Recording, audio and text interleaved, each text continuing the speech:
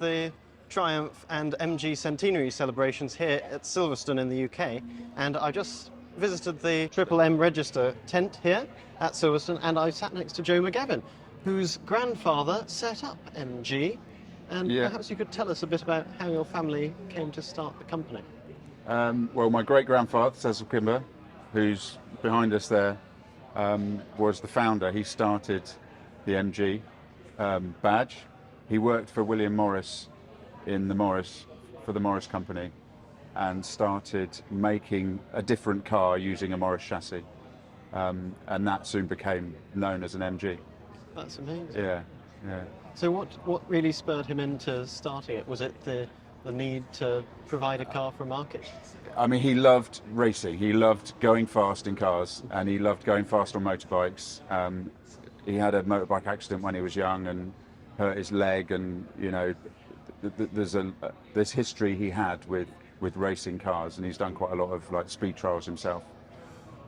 So I think he just had a desire to turn quite a dull family car into a bit of a race car, basically. And it all started with the Morris Cowley that we just had a look at. Yes. And perhaps you could tell us a bit about that car? I'm the wrong person to ask about the actual cars, because I actually don't have that much knowledge about it. But yeah, the old number one was the first one. That's obviously before they started putting the MG badges on. Yeah. And I mean, you've got the whole line, the 100-year line here. So there's the long history is shown there. Yeah. And so, how did his interest in motor racing sort of develop over the years, and how did the company change under his leadership? So, my knowledge of it is relatively slim, but basically once they got a car that was able to compete on the racetrack, they used it, and it became really, and this is the 90-year anniversary of the K-Type, which was really, really successful for racing. And in the 30s, they in many ways took over racing, because there was a lot of drive to take a normal car and race it, so normal people could buy a regular car and actually go and race it. And that, I think that gave a lot of impetus to people getting into racing, because they were able to customize it and supercharge them and do all that stuff that people love doing with cars. And obviously, because of that, they became very, very popular, and they were affordable. So yes, yeah. And so, how has being descended from him affected your life? You were just talking about how you've been around the track before in Old Speckled Hen. Yeah. I mean, my grandmother Jean Kimbercook, she was flown around the world. She came over to Australia, New Zealand, America. I don't know how regularly, but quite enough times. And she was like a custodian for the family. So she pulled together loads of family photographs and artifacts, and would bring them to these events. And then when she started getting old, and she didn't want to travel anymore, she sort of passed the baton to me, I suppose. So there's a couple of family photo albums that I bring, and they're always at pains to say that they're inviting the person and not the photo albums, but they do ask me to bring the photo albums. So yeah, because I hold quite a lot of the sort of the family history in the artifacts and the photographs. I get invited to come along to these events and just meet people and just be here. And I mean, I enjoy it as well. I come because I like it. So yeah.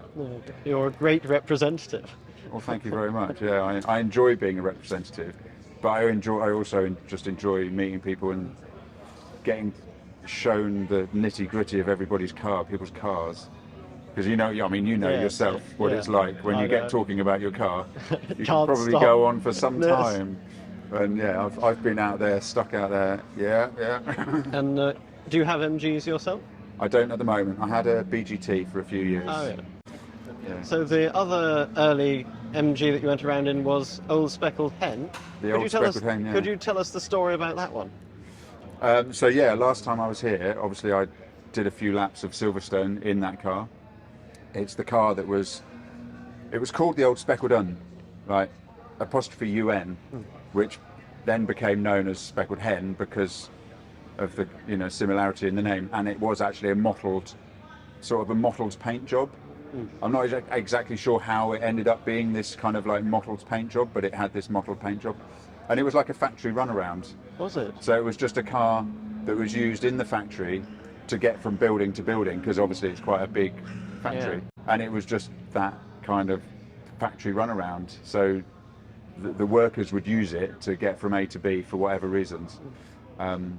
And yeah, it's still in existence. And I met 20 years ago now. I met the people who'd restored it, and yeah, they were very pleased to give me a lift around the track for a few laps. Yeah. And what was it like? Did you feel a personal connection with it, or?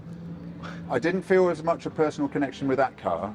The car I feel I have a definite personal connection with is a it's an SA. No, sorry, it's a VA, an MG VA, which is now.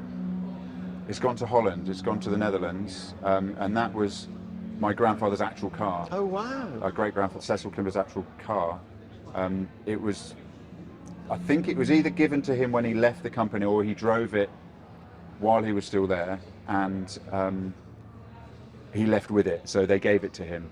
And it's still in existence, and it's still in very original condition. It hasn't been restored.